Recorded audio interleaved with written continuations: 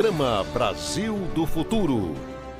Notícia, opinião, as personalidades mais importantes e relevantes do cenário político passam por aqui. Tudo o que você precisa para começar o dia bem informado sobre os assuntos de Ribeirão Preto, do Brasil e do mundo, da política e do governo do Partido dos Trabalhadores. Apresentação: José Alfredo Carvalho, Nando Medeiros. Programa Brasil do Futuro.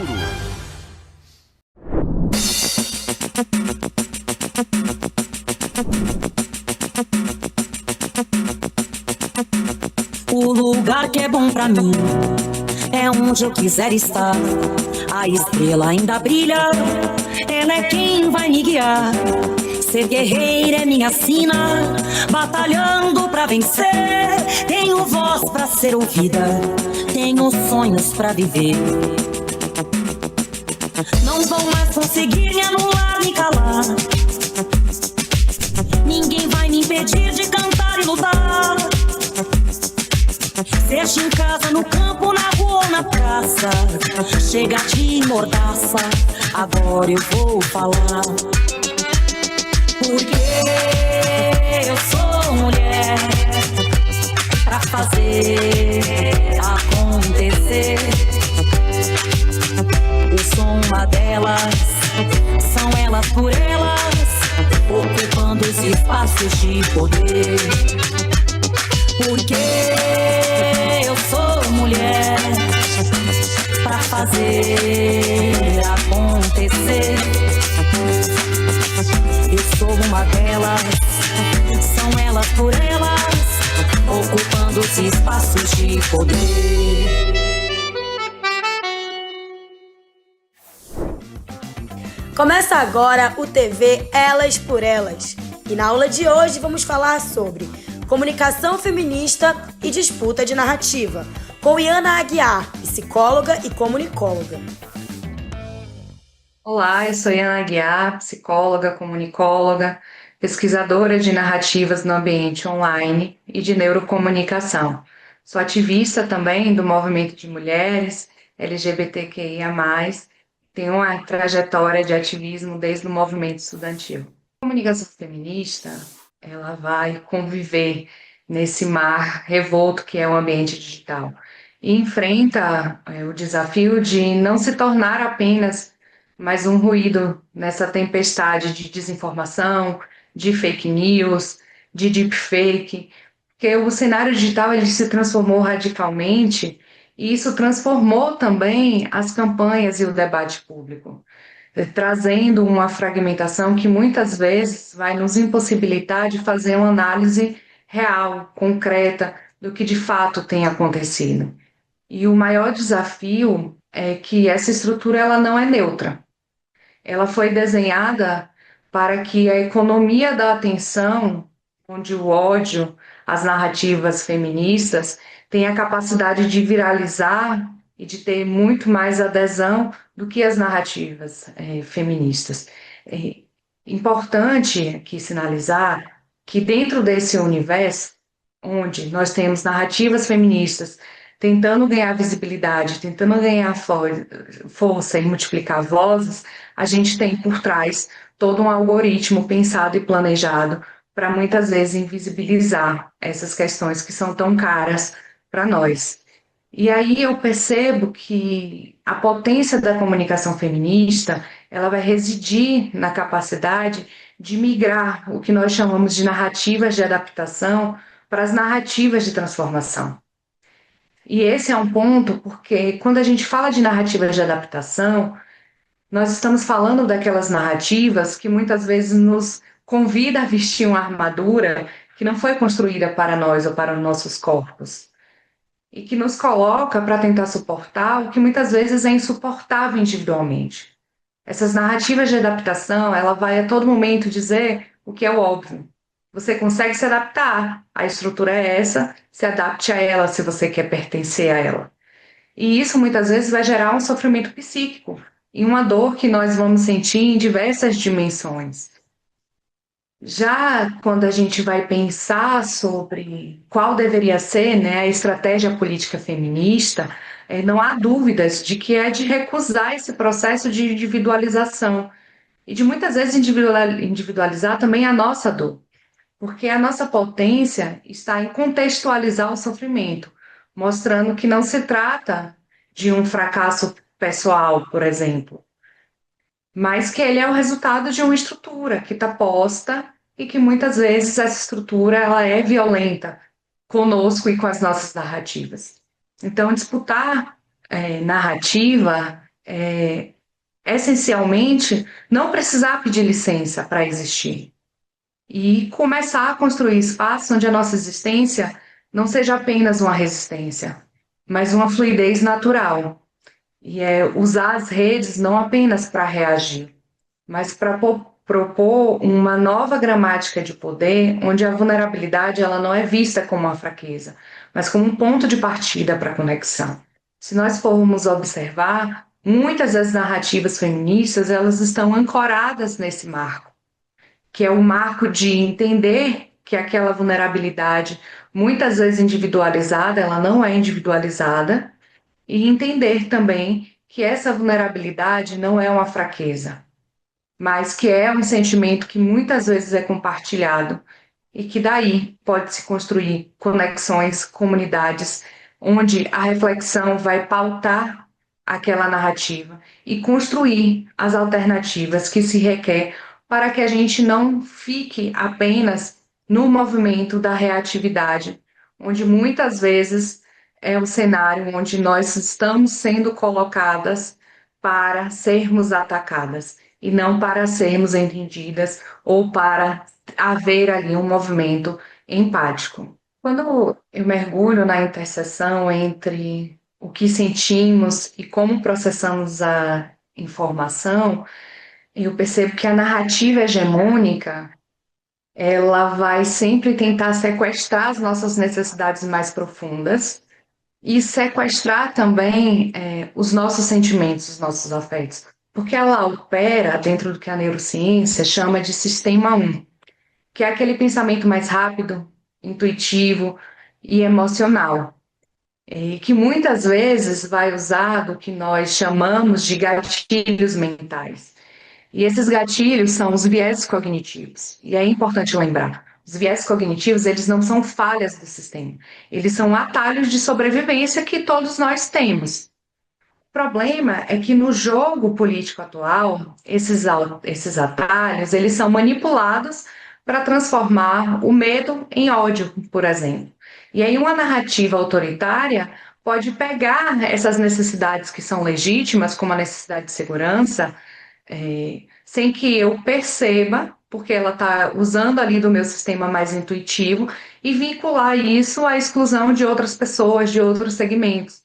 Porque quando usada com esse intuito de manipulação, os nossos afetos, que são as respostas mais rápidas, pode nos levar para lugar que nós não conhecemos. E esse é o intuito da comunicação hegemônica: deslocar os nossos afetos, manipular para que a gente reaja de forma esperada. Então, é como se estivéssemos dentro de um processo de controle. Quando a gente vai falar da comunicação feminista, a gente parte de um pressuposto ético. Não tem como a gente falar de comunicação feminista sem entender que a ética está por trás desse fazer. E aí a gente pode exigir o que chamamos de alfabetização emocional, que é, em vez de passar por um processo de manipulação do medo, por exemplo, nós devemos ajudar as mulheres a nomear o que é esse medo, de onde ele vem, onde ele está estruturado.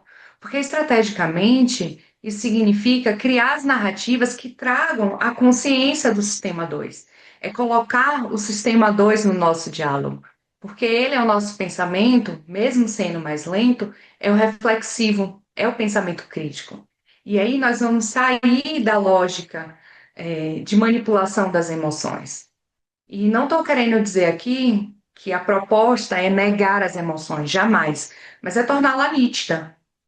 É entender o que de fato faz sentido e quais são as necessidades que não estão sendo atendida, em vez de simplesmente utilizar dessas ferramentas e desses mecanismos para buscar uma manipulação onde o resultado vai ser uma reatividade e não um diálogo crítico, reflexivo. Então, a proposta é sempre a gente conseguir provocar autonomia, porque a comunicação ética ela não vai criar ilusões, ela vai criar pontes genuínas onde o que sentimos e o que precisamos vai desarmar esses gatilhos que só querem nos manipular e muitas vezes fazer com que a gente reaja até de forma violenta. Estamos vivendo um tempo onde a fronteira entre o real e o simulado ela vai se dissolver. Isso é muito fruto das inovações das inteligências artificiais generativas, onde elas mostram para nós que é possível criar realidades inteiras que nunca existiram fisicamente, só existem nas telas. E pensem, se a gente pode simular prédios, cidades, animais, nós também podemos simular discursos. E também podemos simular consensos e simular inimigos. Então, o algoritmo ele faz uma dança que é fria, que é calculista. Ela não está buscando a verdade, ela está buscando engajamento. O algoritmo é treinado para isso.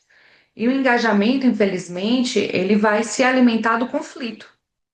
Isso impacta diretamente nas narrativas feministas, onde tem o entendimento de que não há socialmente um consenso sobre essas narrativas.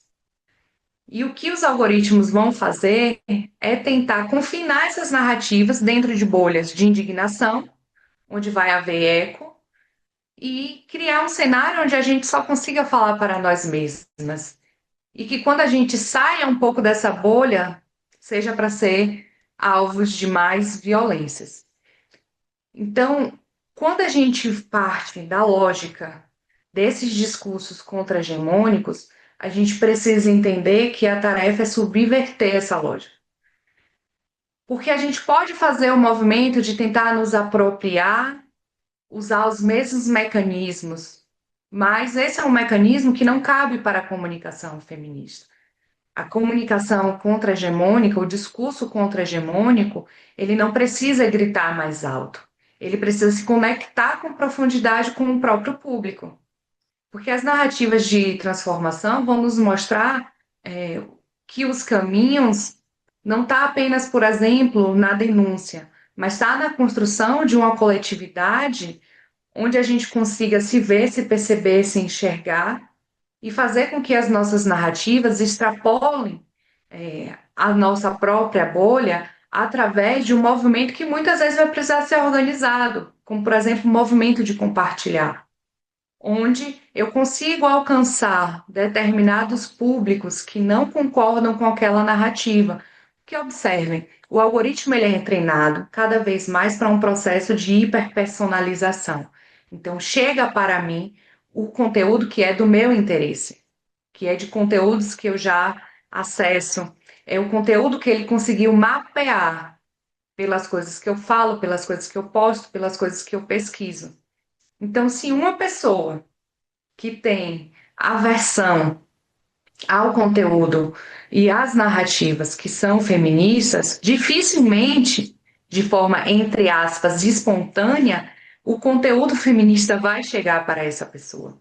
Então, quando a gente faz um movimento orquestrado e organizado de compartilhamento com a outra metodologia, que não seja a mesma metodologia da comunicação hegemônica, existe a possibilidade da gente alcançar esse público.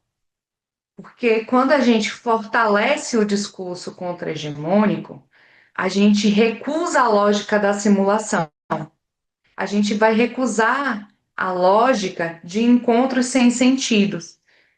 A gente vai construir uma comunicação onde a gente tenha muita nitidez, que aquela métrica pautada no clique, por exemplo, não é aleatório. Que por trás daquele clique existe um corpo que sente, um corpo que sofre e principalmente um corpo que sonha. Que a gente não pode nunca perder a dimensão do sonho. Então, entender de que forma esse algoritmo funciona é um passo crucial para a gente não ter ingenuidade de achar que furar essa bolha vai ser com volume de conteúdo, vai ser buscando cada vez mais cliques sem sentidos aleatórios. Mas é de fato construir essa narrativa de forma que abra portas e não que construa muros. Diante da polarização que funciona para causar divisão, causar rompimento, eu sinto que um caminho possível para furar essa bolha, primeiro é o resgate da humanidade compartilhada, né? E isso se dá através de conexões que são genuínas. Digo isso porque construir uma comunicação feminista não há como ser de outra forma que não seja uma comunicação libertadora, que não seja uma comunicação dialógica. E para o debate público, no agora e no futuro, a gente precisa exercitar uma comunicação que não seja um duelo, mas que seja um convite. Porque a partir do momento que a gente se disponibiliza ao diálogo, faz um convite ao diálogo, a gente quebra o que a polarização se alimenta. Porque a polarização ela vai se alimentar da lógica de nós contra eles, ou de nós contra elas, nós contra outras ideologias. Então, a partir do momento que a gente sai dessa lógica de apenas nós contra e faz um convite para o diálogo, a gente tem a possibilidade de desarmar a comunicação e focar nas necessidades que são universais. Por exemplo, a necessidade de segurança, de bem-estar e de pertencimento. Então, ir para outra lógica, onde a gente tem a possibilidade do diálogo e não apenas da reatividade, a gente consegue entender que para o futuro é importante que a gente tenha esse olhar dessas necessidades que são universais. E esse é um ponto interessante, porque em diversas narrativas de campanhas a gente consegue observar que existem consensos. Quando a gente fala, por exemplo, de combater a violência contra crianças e adolescentes, a gente consegue perceber que há esse consenso, porque não é só um tema consensual, mas é um tema onde a narrativa vai se construir para o diálogo e não para o nós contra. Então, em vez de simplesmente a gente atacar a narrativa, a estratégia do outro, que muitas vezes é uma narrativa violenta e muitas vezes é uma narrativa equivocada, ainda assim a comunicação feminista ela vai partir de outra lógica. Porque se a gente quer provocar uma transformação social que seja concreta, a gente precisa sair desse cenário de disputa, que muitas vezes é disputa sobre moral, sobre valores, sobre egos, e encontrar uma cooperação coletiva.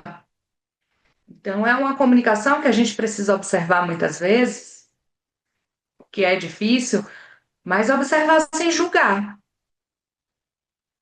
Entender que existe ali um conjunto de fatores que faz com que aquela outra pessoa pense, acredite e defenda fielmente aquela narrativa. Mas a gente precisa criar esse cenário do não julgamento para que a gente consiga convidar o outro para o diálogo, entender quais são os pontos que estão colocados naquela conversa e abrir o cenário para construir um mundo que todas as pessoas caibam, com as nossas diferenças, nossos afetos, as nossas narrativas, e entender que essas narrativas, elas infelizmente vão coexistir, que não vão ser apenas as narrativas feministas que vão conseguir estar apresentadas e serem colocadas, porque, como eu disse anteriormente, o algoritmo ele é pensado para alimentar essa polarização, muitas vezes uma polarização afetiva que está pautada apenas na moralidade e não em ideologias e não em fundamentações que façam sentido para a construção de uma sociedade, de um mundo que queremos. E aí eu acredito muito na nossa comunicação enquanto uma água, porque a água ela é capaz de contornar os obstáculos, que muitas vezes esses obstáculos são o ódio, são a violência, e ela é impossível de ser contida, além de ser essencial para a vida. Então, o ideal é que a gente saiba transformar as nossas indignações em estratégia e as nossas dores, que muitas vezes são dores coletivas, em conexões que são genuínas. Então, a partir do momento que a gente constrói narrativas feministas mais empáticas entre nós, a partir do momento que a gente convida quem pensa diferente para o debate, para o diálogo, a gente consegue construir as conexões que se requer para que a gente possa construir um futuro onde o respeito também seja uma base dessa convivência e onde a gente consiga mostrar e apontar que o que nós estamos apresentando através de conteúdos é o que está para o bem viver, está para o projeto de sociedade que nós acreditamos e que nesse projeto precisa caber todas as pessoas com a sua diversidade, com seus marcos culturais, com as suas questões que muitas vezes são questões que são coletivas. Então é desafiador, não é fácil, mas acreditar no futuro, onde a gente tem uma comunicação cada vez mais libertadora e dialógica, nos termos de Paulo Freire, é um caminho que, na minha avaliação, é mais acertado para que a gente fuja da construção dos muros e consiga construir pontes de diálogo para transformações sociais que nós desejamos e que se requer.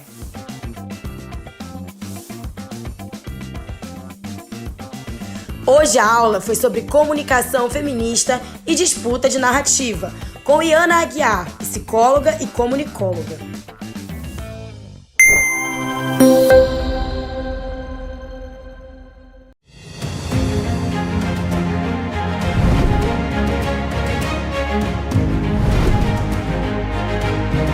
No programa de hoje você vai ver como foi o congresso da CNTE. Vai saber mais sobre o apagão de professores da rede pública e vai conhecer uma exposição sobre o universo dos videogames. Confira. De 15 a 18 de janeiro foi realizado em Brasília o 35º Congresso da CNTE, Confederação Nacional dos Trabalhadores em Educação. Com a participação de professoras e professores de todo o país, o Congresso contou com a presença de ministros como Macaé Evaristo e Guilherme Boulos, cientistas como Miguel Nicoleles, parlamentares e representantes de centrais sindicais. A APUESP marcou presença. Eu estou participando do 35º Congresso da CNTE, com inúmeras mesas, com várias mesas temáticas que nos têm feito refletir sobre a educação, sobre a soberania nacional, sobre a sustentabilidade, enfim, sobre os debates que nós fazemos em todos os estados, sobretudo o estado de São Paulo, que tem sido aí duramente atacado, pelo governo Tarcísio, que não tem tido nenhum compromisso com a educação pública de qualidade. Então, por óbvio, esse 35º Congresso da CNTE, neste momento em que nós debatemos, inclusive, com a presença da nossa ministra Macaé, o papel da democracia, da soberania e da educação nessa conjuntura tão adversa, nacional e internacional, e que tem impacto, sim, na nossa educação pública de qualidade. Na abertura do Congresso, o presidente da CNTE, Heleno Araújo, se referiu à invasão da sede da APUESP, ocorrida na semana passada. Com mais de 1 milhão de sindicalizados e de sindicalizadas em nossas entidades filiadas. Uma entidade formada majoritariamente por mulheres de luta e de consciência política. Toda essa nossa força, no entanto, não nos exime dos ataques aos nossos direitos. Ainda hoje estamos aqui, resistimos aos ataques da extrema-direita. E por isso a nossa solidariedade à APUESP, que foi atacada recentemente. Existimos num processo de luta contra os inimigos públicos desse país. E uma parcela do Congresso Nacional está colocada na rua, que são inimigos do povo brasileiro. Por isso, o chamado já feito aqui por diversas representações e que temos que mudar este Congresso Nacional que aí está. O Congresso elegeu a nova diretoria da CNTE, que terá a presidência ocupada por Fátima Silva no próximo quadriênio. O Brasil corre um risco de ter um apagão de professores no futuro? É o que você vai ver nesta matéria. Pesquisas mostram que o interesse dos jovens brasileiros em seguir a carreira docente é baixo. De acordo com o último levantamento do PISA, Programa Internacional de Avaliação de Estudantes, apenas 2,4% dos jovens brasileiros de 15 anos têm interesse em seguir a carreira de professor da educação básica. As razões por essa baixa procura são várias, entre elas, algumas que motivam as lutas da APUESP, como a baixa remuneração e as condições inadequadas de trabalho. O Brasil tem, na comparação internacional, um salário inicial para a docência muito aquém, seja dos países da OCDE, seja de alguns vizinhos nossos da América Latina, né? E essas condições de trabalho, por vezes, elas trazem à tona número elevado de aluno por sala, número elevado de turmas por professor, né? Você dá aula para mais de 300 alunos no semestre, te coloca em xeque em muitas dimensões pedagógicas, né? Imagina 500, 600, 700 alunos. A baixa oferta de concursos para professores do ensino público deixa o cenário ainda mais desestimulante para quem se decide pela carreira. Então o Brasil tem uma cultura que é deletéria de fazer poucos concursos muito grandes e muito intervalados, o que baixa a expectativa daqueles estudantes que ou vão fazer a licenciatura ou estão na licenciatura. Sem essa expectativa de concurso, é natural que eles migrem para outras áreas do conhecimento. Para piorar, quem busca uma oportunidade na rede pública estadual de São Paulo nem sempre encontra a estabilidade que a carreira deveria oferecer. Hoje, a gente tem 47% das professoras e dos professores na rede estadual paulista são temporários. Não tem estabilidade, muito pelo contrário, eles estão em contratos que duram até 3 anos, né, de validade. Isso por si só já é uma anomalia.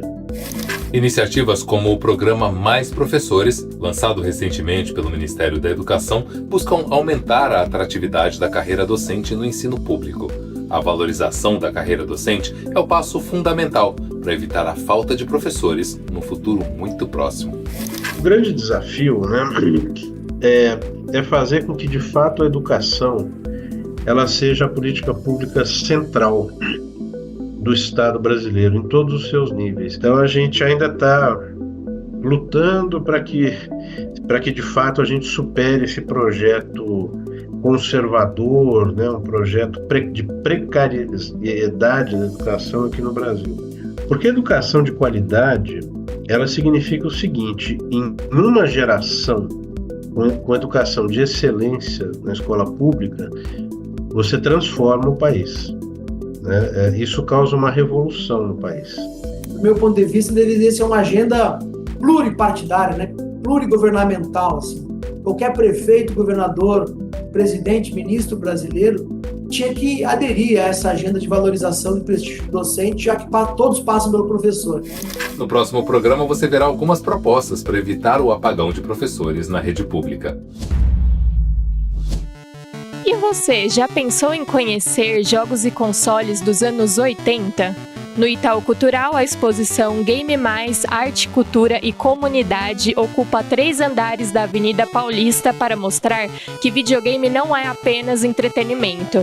É linguagem artística, motor da economia criativa e ferramenta de educação. O Itaú Cultural aborda já esse tema do games há um tempo, então a gente teve em 2003 a exposição Game o Quê?, que acho que justamente propunha uma reflexão sobre o que era esse universo videogame, né? Essa indústria, né, que o game é. E em 2009 a gente teve o Gameplay, que é uma fase onde consoles novos, com muita representatividade, foram lançados, né? Então o Wii, o próprio Nintendo. E agora o Game Mais, a gente amplia essa discussão e propõe uma reflexão sobre o universo do games e essa indústria do videogame. E como ele impacta, né, a educação, a literatura, o audiovisual, então a gente tem séries que viram games, games que viram séries. Então a gente tem um eixo de educação que está espalhado pela exposição, que trazem jogos educativos, jogos autobiográficos, que trazem esse cunho da educação. A gente tem um eixo que a gente chama de arte e inovação, que justamente traz esse olhar para o desenvolvimento, para a estética dos games, né? Esse olhar mesmo artístico que o game propõe, né? Seja no desenvolvimento dos personagens, seja no cenário, seja no roteiro que é proposto para esse jogo. E, por último, e não menos importante, esse eixo da sociedade e economia criativa, que é justamente esses dados de como o videogame, né, esse universo dos games, interfere, né, e impacta a economia de uma forma geral, com um índice muito relevante de movimentação mesmo econômica dentro dessa indústria que o game é. A gente trouxe uma curadoria dentro de vários eixos, né, então tem um desafio da gente também trazer um pouco desse panorama mundial, porque o game tem uma influência mundial, mas a gente conseguiu trazer 8 títulos brasileiros. Então a gente tem desde o jogo do Rony Queen, a gente tem o jogo que é da Capivara, a gente tem o jogo da Dandara, que é uma heroína que é desenvolvido aqui no Brasil, né? O game propõe uma heroína brasileira, né? Uma heroína negra. Então a gente teve assim um cuidado em trazer um pouco dessa representatividade e desses estúdios que não estão nesse mainstream, alguns estão, mas a gente traz um pouco dessa reflexão dentro do que foi possível no limite curatorial que a gente tinha de 51 jogos para trazer uma narrativa mundial. A exposição fica até dia 8 de março, é gratuita, são 3 andares e esperamos vocês. O programa de hoje fica por aqui. Acesse o portal e as redes sociais da APUESP para acompanhar as notícias sobre nossa educação pública. Aponte o celular para o QR Code e siga as redes sociais do Educação na TV. Até a próxima semana.